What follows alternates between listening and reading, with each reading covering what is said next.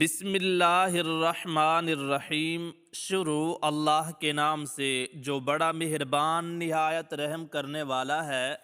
حضرت جابر بن عبداللہ رضی اللہ عنہما کا شمار جلیل القدر صحابہ میں ہوتا ہے۔ غزوہ احد میں ان کے والد 9 بیٹیاں چھوڑ کر شہید ہو گئے، جن کا حضرت جابر رضی اللہ عنہ کے سوا کوئی کفیل نہیں تھا۔ والد حضرت عبداللہ رضی اللہ عنہ کے ذمے بہت سا قرض بھی تھا جو اب ان کے نوجوان بیٹے جابر کو ادا کرنا تھا۔ حضرت جابر رضی اللہ عنہ ہمیشہ قرض کی ادائیگی اور بہنوں کی پرورش کے بارے میں پریشان اور فکر مند رہتے تھے۔ قرض خواہان نے صبح شام کے مطالبوں سے ناک میں دم کر رکھا تھا۔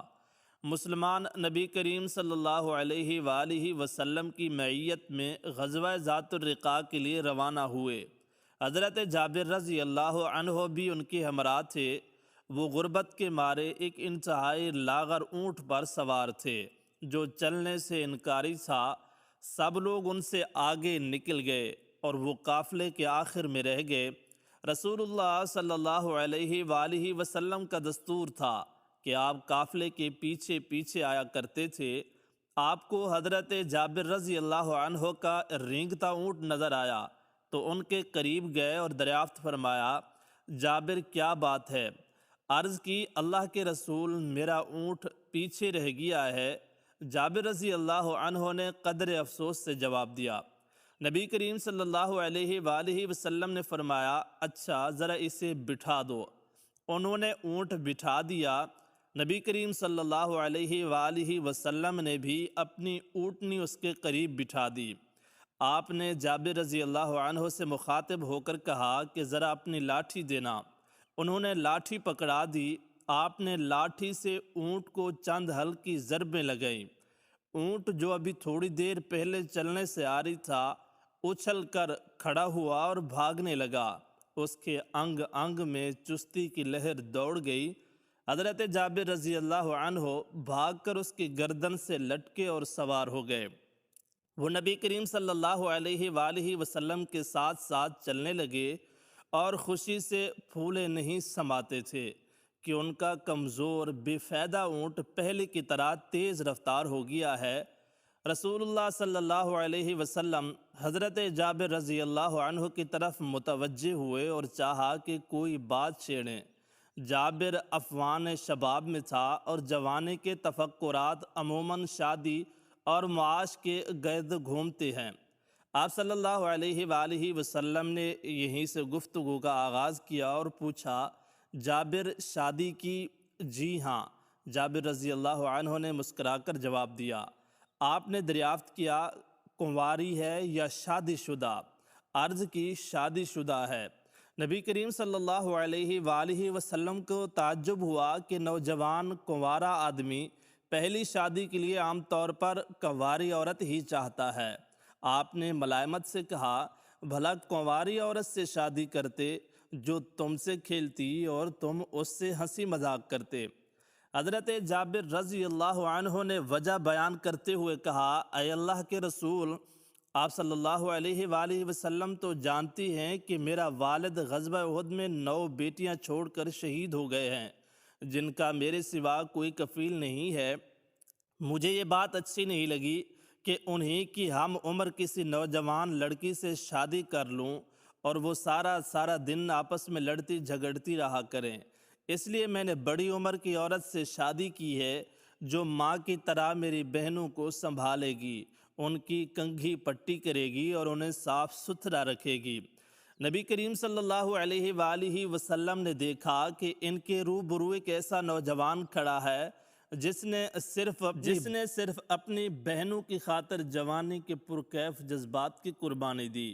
آپ نے حضرت جابر رضی اللہ عنہ سے دل لگی کرتے ہوئے کہا، شاید ہم مدینہ کے قریب پہنچ کر سرار میں پڑاؤ کریں اور تمہاری بیوی کو ہماری آمد کی خبر ہو اور وہ تمہارے لیے تکیہ سجا کر رکھے۔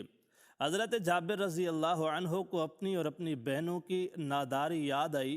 انہوں نے فوراً کہا، تکیے؟ اے اللہ کے رسول، واللہ ہمارے پاس تو کوئی تکیے نہیں۔ آپ صلی اللہ علیہ وآلہ وسلم نے جواب دیا، انشاءاللہ تم لوگوں کے پاس تکیے ہوں گے۔ وہ دونوں چلتے رہے۔ رسول اللہ صلی اللہ علیہ وآلہ وسلم نے حضرت جابر رضی اللہ عنہ کی مالی مدد کرنا چاہی۔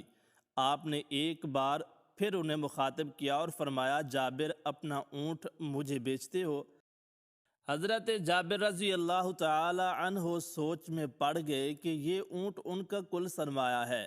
پہلے تو یہ لاغر تھا لیکن اب قوی اور مضبوط ہو چکا ہے۔ پھر انہوں نے یہ بھی سوچا کہ رسول اللہ صلی اللہ علیہ وآلہ وسلم کے مطالبے کو رد کرنے کی کوئی گنجائش نہیں۔ انہوں نے جواباً کہا، اے اللہ کے رسول، ٹھیک ہے، بتائیے اسے کتنے میں خریدیں گے آپ؟ رسول اللہ صلی اللہ علیہ وآلہ وسلم نے جواب دیا کہ 1 درہم میں۔ حضرت جابر رضی اللہ عنہ نے حیران ہو کر پوچھا، صرف 1 ہی درہم؟ یا رسول اللہ صلی اللہ علیہ وسلم، آپ صلی اللہ علیہ وسلم مجھے گھاٹے میں ڈالنا چاہتے ہیں؟ رسول اللہ صلی اللہ علیہ وسلم نے بولی بڑھائی، چلو 2 درہم میں۔ نہیں اے اللہ کے رسول، یوں میں خسارے میں رہوں گا۔ رسول اللہ صلی اللہ علیہ وآلہ وسلم قیمت بڑھاتے رہے حتیٰ کہ بات 40 درہم تک جا پہنچی۔ حضرت جابر رضی اللہ عنہ مطمئن ہو کر کہا، اب ٹھیک ہے، لیکن ایک شرط ہے کہ میں مدینہ پہنچنے تک اونٹ پر سوار رہوں گا۔ رسول اللہ صلی اللہ علیہ وآلہ وسلم نے اس بات میں جواب دیا۔ مسلمانوں کا قافلہ مدینہ پہنچا تو جابر رضی اللہ عنہ اپنے گھر گئے اور اونٹ سے سامان اتارنے کے بعد نبی کریم صلی اللہ علیہ وآلہ وسلم کی اقتداء میں نماز پڑھنے مسجد گئے اور اونٹ مسجد کے قریب ہی باندھ دیا۔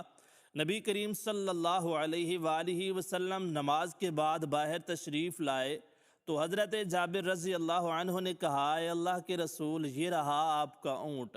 آپ صلی اللہ علیہ وآلہ وسلم نے حضرت بلال رضی اللہ عنہ کو حکم دیا کہ جابر کو 40 درہم سے کچھ اوپر دے دو۔